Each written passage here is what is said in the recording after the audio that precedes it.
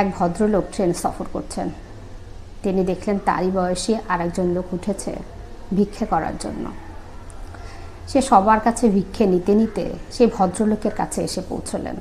ভদ্রলোকের কাছে এসে বললেন, আমাকে কয়টা টাকা দিন, যেমন আর কি ভিক্ষুকরা চায়। তখন লোকটা বলল, আমি তোমাকে টাকা দেব, বিনিময়ে তুমি আমাকে কি দেবে? তখন ওই ভিক্ষুকটি ভাবতে লাগলো এবং সে বলল যে, আমার কাছে তো আপনাকে দেওয়ার মতো কিছুই নেই, আমি আপনাকে কি দিতে পারি? আমি তো কিছু আপনাকে দিতে পারবো না। তখন ভদ্রলোকটি বলল, তুমি যদি আমাকে কিছুই দিতে না পারো তাহলে আমি তোমাকে কেন টাকা দেব? সে অন্যান্য লোকদের কাছ থেকে কারো কাছ থেকে ভিক্ষা পেলো, কারো কাছ থেকে পেলো না, এরকম করতে করতে সে নেমে পড়ল এবং পরবর্তীতে যে ট্রেনটা আসলো সেই ট্রেনটাতে সে আর উঠল না। সে ভাবতে শুরু করলো, আসলেই তো আমি মানুষের কাছ থেকে ভিক্ষা চেয়ে নেই, টাকা চেয়ে নেই, কিন্তু আমি তো তার বিনিময়ে তাদেরকে কিছুই দেই না। সে ভাবতে লাগলো, আমি এদেরকে কি দিতে পারি? তখন সে দেখলো সে যে জায়গায় দাঁড়ায় আছে তার আশপাশে অনেকগুলো সুন্দর হলুদ ঘাস ফুল ফুটে আছে হলুদ। তখন সে ওই ফুলগুলো তুলে পরবর্তী ট্রেনে ওঠার পরে সে প্রত্যেককে একটা করে ফুল দিচ্ছে আর বলতেছে, আপনি কি আমাকে এর বিনিময়ে কিছু দিতে পারেন? তখন সবাই আগের তুলনায় একটু বেশি টাকা দিচ্ছিল, কেউ 10 টাকা, কেউ 5 টাকা, কেউ বা 20 টাকাও দিচ্ছিল। ঠিক আছে, এবার যখন সে ট্রেন থেকে নামলো, সে টাকা নিয়ে হিসেব করতে বসলো, তখন দেখলো অন্যান্য দিনের তুলনায় যে সে ভিক্ষে করে টাকা পায় তার তুলনায় কিন্তু আজকে তার টাকাটা কিছুটা হলেও বেশি। তখন সে পরের দিন করলো কি, সে বাজারে গেল। বাজারে গিয়ে ফুলের দোকানের আশপাশ থেকে কিছু পড়ে থাকা ফুল সে নিয়ে আসলো। নিয়ে এসে ট্রেনে সে যাত্রীদেরকে বলতে লাগলো, এইটার বিনিময়ে আপনি কি আমাকে কিছু দেবেন? এটা আপনি রাখুন, এর বিনিময়ে আপনি আমাকে কিছু দেবেন, আপনি আমাকে কিছু দিন।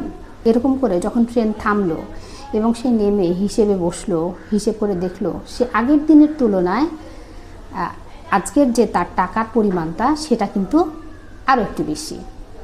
তখন এবার সে চিন্তা করলো, ঠিক আছে, তাহলে আমি এই টাকা থেকে কিছু টাকা রেখে বাকি টাকা দিয়ে আমি এবার ফুল কিনে নিয়ে আসব। তখন সে তাজা এবং সুন্দর ভালো ফুল কিনে নিয়ে আসে এবং পরের দিন আবার সে ট্রেনে উঠে ট্রেন যাত্রীদের কাছে ফুল বিক্রি করে এবং সে চিন্তা করে নেয় যে আমি যে একটা করে ফুল বিক্রি করব তাদের কাছে, আমি 2 টাকা করে লাভ রাখবো। যে টাকা দিয়ে কিনছি সেই টাকাতে 2 টাকা করে লাভ রাখবো।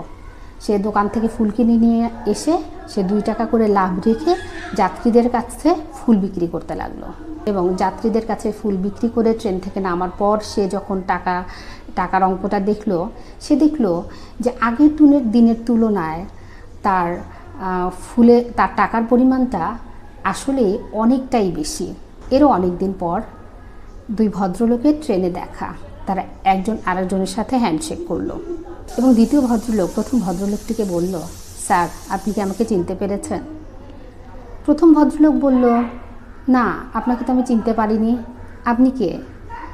আপনি কি আমাদেরকে এর আগেও কখনো দেখা হয়েছিল? তখন দ্বিতীয় ভদ্রলোক বলল, জি স্যার, আপনার সাথে আমার এর আগেও দেখা হয়েছিল। আপনার সাথে আমার ট্রেনে দেখা হয়েছিল, তখন আমি ভিক্ষুক ছিলাম, আমি ভিক্ষা করছিলাম। আপনি আমাকে তখন বলেছিলেন যে আমি যে তোমাকে টাকা দেব তার বিনিময়ে তুমি কি আমাকে কিছু দেবে?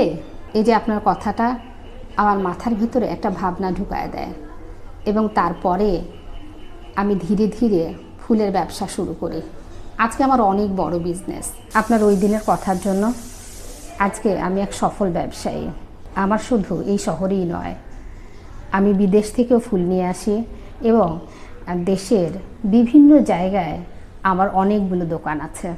আমার এই ব্যবসায়ী হয়ে ওঠার পেছনে কৃতিত্ব আপনার স্যার। তখন লোকটা বলল, না, এর পেছনের কৃতিত্ব আমার নয়, এর পেছনে কৃতিত্ব আপনার। কারণ আপনি আমার সেদিনের কথাগুলোকে যদি পজিটিভভাবে না নিতেন তাহলে আপনি কিছুতেই আজকের এই অবস্থানে আসতে পারতেন না। ঠিক তেমনইভাবে আমাদের জীবনেও কিছু মানুষ থাকে যারা আমাদেরকে প্রতিনিয়ত প্রত্যাখ্যান করে। সেই প্রত্যাখ্যান থেকে শিক্ষা নিয়ে আমাদের জীবনে এগিয়ে যাওয়া উচিত, সফল হওয়া উচিত। ভিডিওটা দেখার জন্য সবাইকে অসংখ্য ধন্যবাদ। ভিডিওটা ভালো লাগলে একটু শেয়ার করে পাশে থাকবেন। আসসালামু আলাইকুম।